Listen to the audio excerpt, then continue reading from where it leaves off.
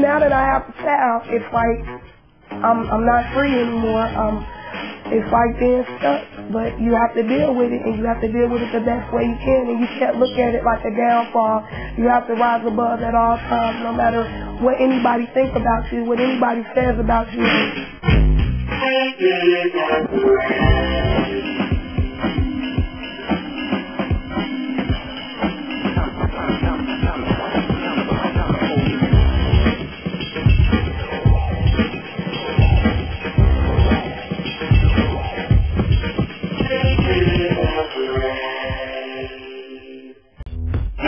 Real story. Give me the facts. Armed with information. Beyond the hype. Beyond the hype. Solutions. You know, our teens just shared with us during the last segment that teen pregnancy is hardly glamorous or easy. In fact, everything changes when sex leads to an unexpected pregnancy, and most teens who've had sex at an early age say they wish they'd waited. There's a good reason to get some information in advance. We've got some for you. Here's Christine Tungo with more. Sorry. Ayesha Cole gets a taste of what it's like to be a single mom at 15. You have to get up in the middle of the night and then you still have to go to school. That's very hard. This freshman from John Marshall High School is taking a child development class geared towards teen pregnancy and parenting. Her head rests against her side. The class is designed for after the fact to teach them how to care for a child or their children. It helps you how to go around and guide them and what to expect and what not to expect. The class uses these microchip dolls to show how a real baby acts.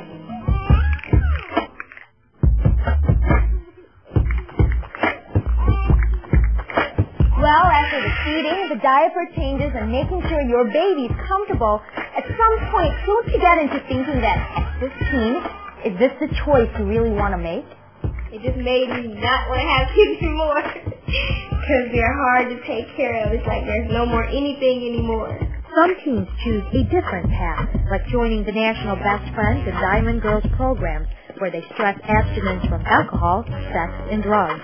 Just don't have sex to impress you. If you know you don't want to, then, be strong about your words, which you know.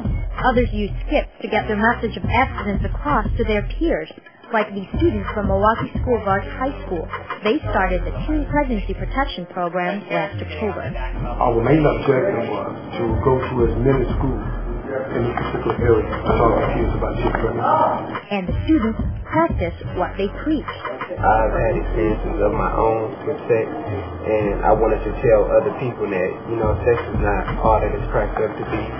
Whether it's from peers or teachers, a small comfort goes a long way for a lasting impression. Nurturing and caring and loving a child, and when all of those three come together, then we're looking at a better world. For MTG, I'm Christine Tungo. Well, thanks, Christine. Now, to really avoid teen pregnancy, you need to know all the facts. It also works to plan in advance how you get yourself out of a sexually charged situation.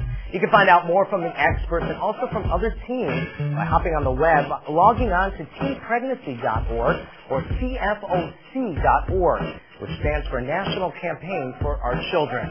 You can also check out our website. That, of course, is www.makingthegrade.tv for a direct link to both of those websites. We'll be right back. Sometimes there are adults who will listen. Some teachers do get it. It's all about being real. I like when teachers challenge me. Somebody doesn't give you that sexy look. Sex. At this age, it brings a different reaction from every kid. Some laugh, some cringe, and some think. But it's important to talk about sex during adolescence. My goal for you, and of course the gift that I want to give you, like I always say, is I want you to be able to recognize ahead of time what are the consequences of my choices. Paul Zettel teaches the sex ed section of this health class at Pulaski High School. Mr. Zettel covers a broad range of topics in a unique way. Instead of opening a textbook and presenting facts and figures, Mr. Zettel's class is a bit more interactive. Every time you rolled your dice for me, you were having sex. The lessons stir up the students' minds, making them take a look at how they think about sex. It's not good to always have sex right away. If someone offers it to you, you'd have to think about it and use protection. It's key for teachers to discuss topics on their students' level. They communicate a message and let the kids feel like they're part of the learning process. And I think that's the most impressive thing. I see these little, quote-unquote, kids, and they turn by the end of this year, they turn into teenagers, young adults. It's kind of neat. For the students, it's all about having an open mind and learning how sex and the results of sex can affect them. I think a lot of people don't say that, but a tendency is for all of us, when we make a huge lifestyle mistake like that, most of us get pretty what? Pretty angry. Why did I do this to who? Myself. Yeah. Teens and sex. There are influences coming at them from all sides. But if the influence is coming from Mr. Zettel's class in room 217, it's not just preaching to them, it's teaching them. It's good, like, to go step by step, like, not to have sex or whatever. Nothing is, like, every middle school and high school should have this kind of class. And you can see all of a sudden, they're confident with themselves. They feel comfortable with themselves. At Pulaski High School, Kevin Lewis for MTG. Making the Grade is brought to you by the Milwaukee Teachers Education Association, teaching all children, and the YMCA of Metropolitan Milwaukee, building strong kids, strong families, and strong communities. My sister. How I see it. It's important. It's important. My turn. Mine's important. Let me speak. Here's this week's My 50 winner. When I was 16 at times, I got shot in the head, and my friend got shot in the heart. So I just want other moms and dads to go through what I put my mom and dad through. So I just want kids to know that they should stay away from gangs and go and quit school, because school's going to be the future. You know, we've spent a lot of time talking about teen pregnancy today. We've heard a lot about NPS programs that discourage teen sex through education and programs that give teen mothers the support they need to stay in school and to graduate. Here's how I see it. Most teenagers who started having sex at an early age say later that they wish they'd waited.